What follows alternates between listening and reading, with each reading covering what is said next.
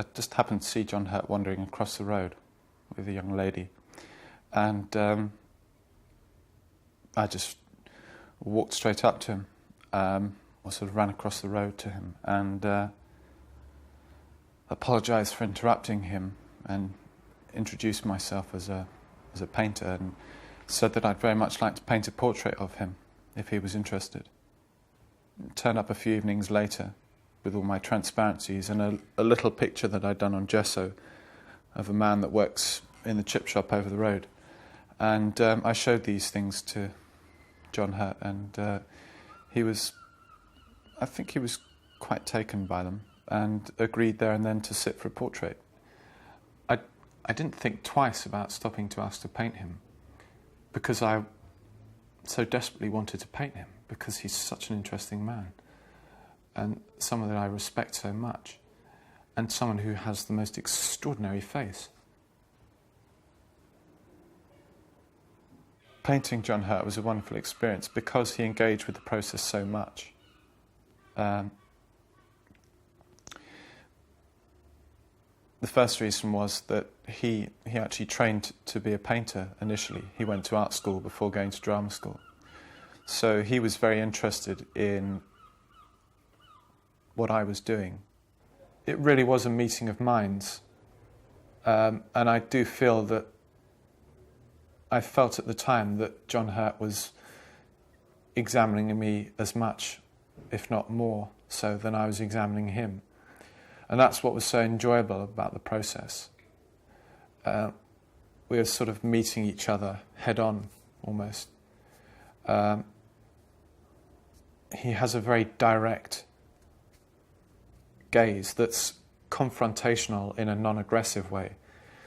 And it's that makes him so enjoyable and engaging to paint.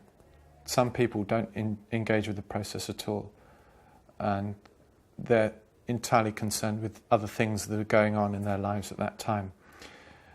And that will come across. I think the direct gaze is a result of the interest that John took in the process, and the interest that he took in me as well. And John Hurt has a particularly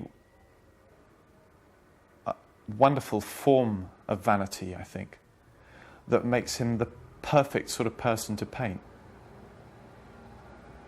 Because it's not a sort of a self-loving nor a self-loathing vanity. He has a very profound sensitivity in observing people himself.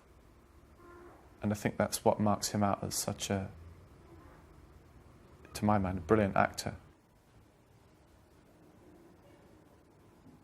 I've always been taken by the technique of the Flemish masters, and started to try and work out how they put their pictures together.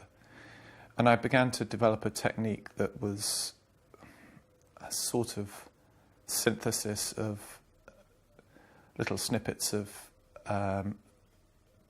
information that I'd picked up about the Flemish Old Masters and the Italian Old Masters.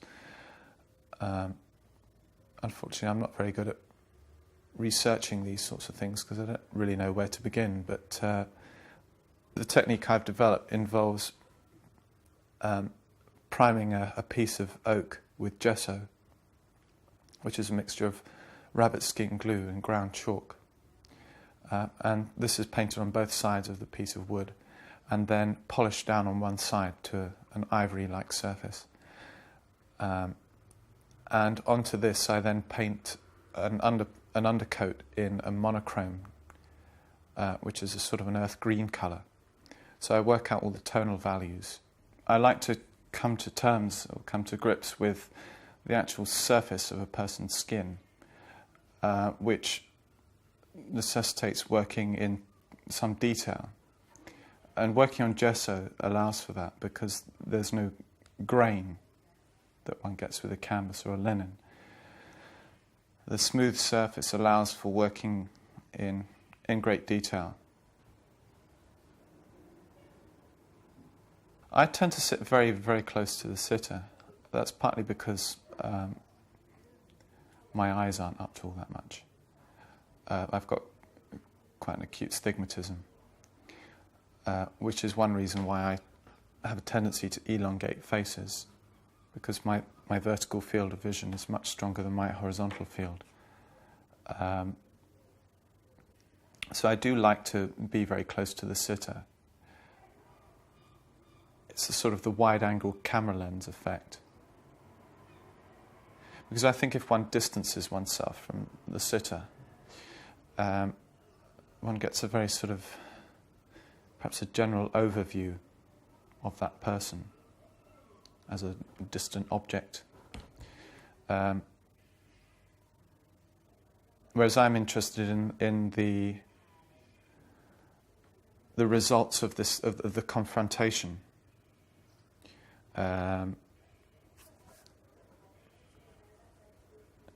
You know, you have a sort of a chemical reaction of sorts between a painter and a sitter. And that's one reason why I think it's very important to work as much from life as possible and to avoid using photographs, for me personally. Because working from photographs, one doesn't get that sort of... There's no human interaction there.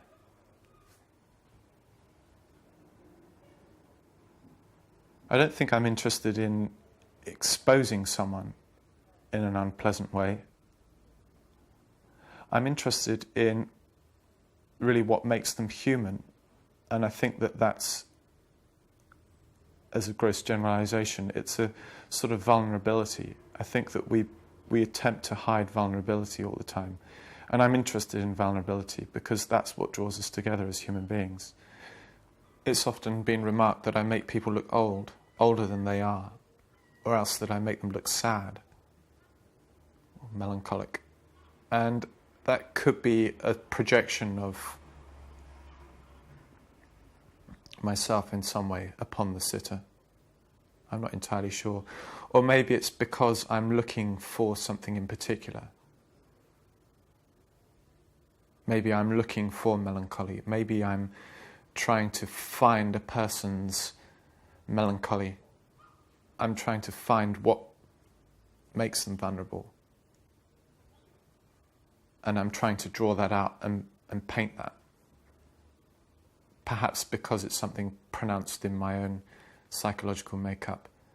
So there's a physical projection onto a person, and there's also, I think, a sort of psychological projection onto a person. And I think that's really what makes portrait painting interesting.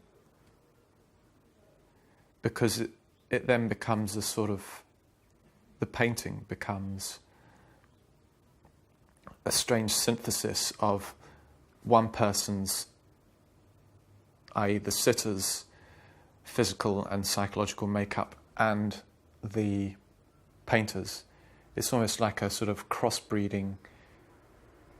It becomes quite sexual in a strange way because the painting is a sort of offspring.